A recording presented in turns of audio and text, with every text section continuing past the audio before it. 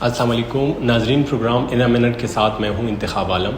حضرت علی رضی اللہ عنہ فرماتے ہیں کہ سب سے ذلیل انسان وہ ہے جو سچ جانتی ہوئی بھی جھوٹ کا ساتھ دے۔ ناظرین، جب سے اس شعبے میں آیا ہوں ہمیشہ سے کوشش کی ہے کہ ان انسانوں میں میرا شمار نہ ہو۔ سچ تو یہ ہے کہ اس ملک میں لوگوں کا جینا محال ہو چکا ہے۔ سچ تو یہ ہے کہ لوگ اس ملک میں 2 وقت کی روٹی کے لیے رو رہے ہیں۔ سچ تو یہ ہے کہ لوگوں کی تنخواہوں سے زیادہ ان کے بجلی کے بل آ رہے ہیں۔ سچ تو یہ ہے کہ پاکستان کا وائٹ کالر طبقہ، پاکستان کا مڈل کلاس طبقہ بھی آج کل پس گیا ہے، رول گیا ہے۔ ظلم یہ ہے کہ پاکستان میں ڈالر 3 سینچری کراس کر گیا ہے۔ ظلم یہ ہے کہ پاکستان میں پیٹرول ڈیزل 300 سے اوپر ہے۔ ظلم یہ ہے کہ پاکستان میں کوکنگ آئل کی فی کلو قیمت 700 سے اوپر چلی گئی ہے۔ اب سچ یہ ہے کہ یہی 2 سال پہلے اسی پاکستان میں اسی ڈالر کی قیمت 176 روپے تھی۔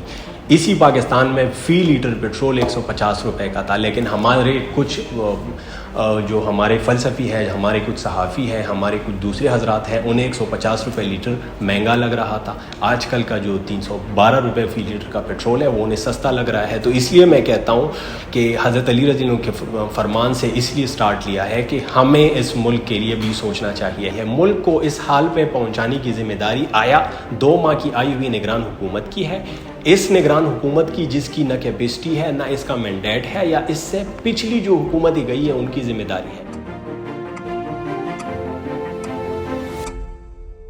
نگران وزیر اعظم انوار الحق کاکڑ نے کہا ہے کہ عوام کو مفت بجلی نہیں مل سکتی، اور بجلی کے حوالے سے جو احتجاج ہو رہے ہیں وہ لامانی ہیں۔ عوام کو اپنی بجلی کے بل پے کرنے چاہیے۔ ہم ذرا آپ کو بتاتے ہیں کہ یہ مفت بجلی کے حوالے سے جو باتیں ہو رہی ہیں، پاکستان میں مفت بجلی اصل میں استعمال کون کرتا ہے؟ تو چلے سٹارٹ لیتے ہیں سب سے اوپر سے، صدر سے سٹارٹ لیتے ہیں جو کہ پاکستان کے اسٹیٹ کے سربراہ ہیں۔ تو پاکستان میں جو صدر ہیں ان کو مفت بجلی لامحدود بجلی ملتی ہے۔ اگر صدر ریٹائر ہوتے ہیں تو ان کی بجلی جو فیملی ہوتی ہے ان کو مفت بجلی ملتی ہے۔ ساتھ میں وزیر اعظم جو ہے ان کے لیے انلمیٹڈ بجلی ہوتی ہے۔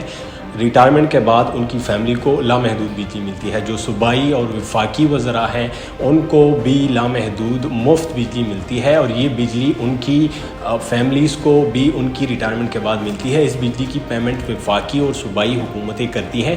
ساتھ میں اگر گورنر اسٹیٹ بینک کی ہم بات کریں تو گورنر اسٹیٹ بینک کو بھی مفت بجلی ملتی ہے۔ اس کے علاوہ چیئرمین نیب ہو گئے، ان کو 2000 یونٹ جو ہے وہ ماہانہ ملتے ہیں۔ ان کی ریٹائرمنٹ کے بعد بھی ان کی فیملی کو یہی ملتا ہے۔ اس کی پیمنٹ جو ہے وہ وابڈا کرتی ہے۔ اس کے علاوہ جو اسٹیٹ بینک کے گورنر ہیں انہیں بھی مفت بجلی اس طرح ملتی ہے۔ اگر ہم وابڈا کے ملازمین کی بات کریں تو وابڈا کے ملازمین پاکستان میں تقریباً 1,89,000 کے قریب وابڈا کے ملازمین ہیں۔ ان وابڈا ملازمین کو پچھلے سال 2022 کی آپ بات کریں تو 34 کروڑ یونٹ ان وابڈا ملازمین کو ملے ہیں۔ اگر اس کو ہم پیسوں میں کنورٹ کریں تو پیسوں کے حساب سے اس کے کوئی 13 ارب بنتے ہیں۔ تو ایک غریب ملک جہاں پر آپ بجلی کے ٹیکسز لوگوں کی روزمرہ آمدن سے اٹھاتے ہیں، وہاں پر اس طرح کے بل اگر آپ لوگوں کو فری میں یونٹس دیتے رہیں گے تو آگے اس سے مسئلہ بنے گا۔ تو وزیر اعظم سے بھی درخواست ہے کہ وزیر اعظم صاحب اگر آپ مفت بجلی کے خلاف ہی جا رہے ہیں تو ان اداروں پہ بھی ذرا نظر رکھیں۔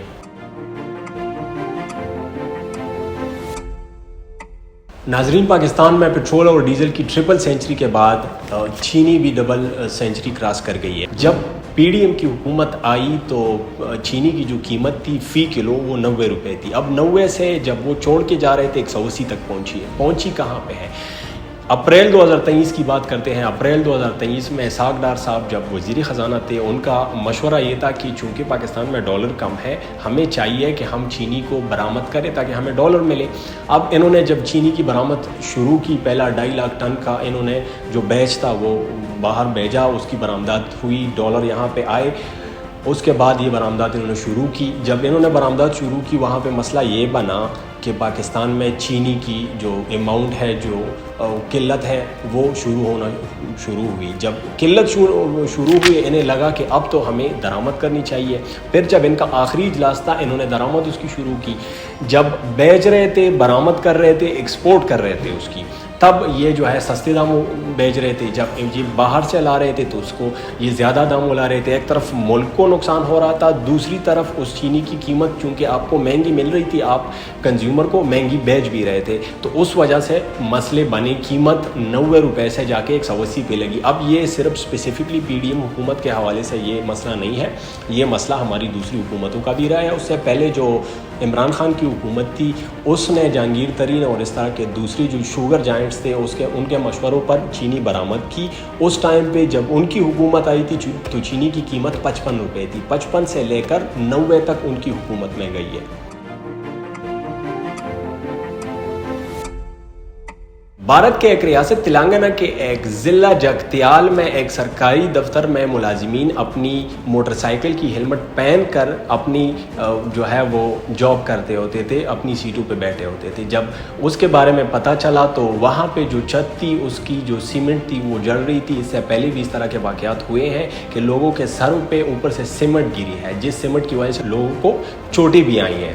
ناظرین، حیران کن بات یہ ہے کہ ایک سرکاری ڈیولپمنٹ ادارہ ہے، اس کی ذمہ داری ہے کہ اس علاقے میں انفراسٹرکچر یعنی جو نئی آبادیات ہوتی ہے اس پہ نظر رکھیں اور اس میں مدد کریں، جبکہ اسی ادارے کی اپنی چھت سے پانی بھی ٹپک رہا ہے، اوپر سے سیمنٹ بھی ٹپک رہا ہے، اور اس کی وجہ سے کئی ملازمین زخمی بھی ہو چکے ہیں، اس لیے ہیلمٹ کا استعمال کیا جا رہا ہے۔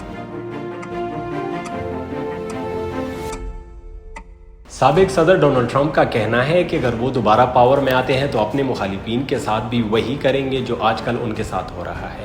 ایک انٹرویو میں ان سے سوال کیا گیا کہ آپ نے 2016 کی الیکشن کمپین میں اپنی مخالف جو ڈیموکریٹک پارٹی کی ہلری کلنٹن تھی ان کے حوالے سے وعدہ کیا تھا، بلکہ دعویٰ بھی کیا تھا کہ پاور میں آنے کے بعد ہلری کلنٹن کو میں جیل میں ڈالوں گا، آپ نے نہیں ڈالا۔ اس کے جواب میں وہ کہتے ہیں کہ ابھی جو ہمارے ساتھ ہو رہا ہے اس کے بعد ہمارے پاس کوئی دوسری آپشن نہیں ہے، میں اگر پاور میں آتا ہوں تو میں اپنے ان سارے مخالفین کو جیل میں ڈالوں گا۔ اب یاد رہے یہاں پہ کہ ٹرمپ پر 2020 کے الیکشن میں مداخلت اور اس کے علاوہ دوسرے 91 مختلف کیسز میں جو ہے وہ سزا بھی انہیں ہو چکی ہے، اور انہیں کافی ساری جو ہے وہ اپوزیشن جوڈیشل جو ایشوز ہیں اس کا سامنا ہے۔ ٹرمپ کا کہنا ہے کہ یہ سارے کیسز ان پر جو بائیڈن کی طرف سے بنائے گئے ہیں، اور اگر وہ پاور میں آتے ہیں تو ان سے بدلہ بھی لیں گے۔ یہاں پہ یہ آخری بات بڑی امپورٹنٹ ہے کہ ریپبلکن جو پارٹی ہے اس کے ٹرمپ لیڈنگ کینڈیڈیٹ ہیں، تو مطلب یہ ہے کہ اگلا امکان یہی ہے کہ جو بائیڈن کے مقابلے میں ریپبلکن پارٹی سے ٹرمپ ایک بار پھر جو بائیڈن کے خلاف اپنی قسمت آزمائیں گے۔ جو اینالسٹ ہیں، جو یو ایس کے کریڈیبل جرنلسٹ ہیں، وہ یہ کہہ رہے ہیں کہ Trump is one of the most popular leaders in U S, اور امکان یہ ہے کہ ٹرمپ جو بائیڈن کو بڑا ٹف ٹائم دیں گے، جیت بھی سکتے ہیں۔ اگر ٹرمپ جیتتے ہیں ناظرین تو یہ بڑی ایک انٹرسٹنگ سچویشن بنے گی، کیونکہ یوکرین میں جو جنگ ہو رہی ہے اس جنگ کے حوالے سے ٹرمپ کے جو اپنے تاثرات ہے، ٹرمپ کی جو اپنی پالیسی سٹیٹمنٹ ہے، جو ان کی اوپینین ہے، وہ آج کل کی جو امریکہ کی پالیسی ہے اس کے بالکل خلاف ہے، اس سے مختلف ہے۔ تو دیکھیں گے کہ اس کے اثرات پوری دنیا پر تو ہوں گے، لیکن یوکرین وار پر اگر ٹرمپ الیکٹ ہوتے ہیں تو اس کے اثرات کیا ہوں گے۔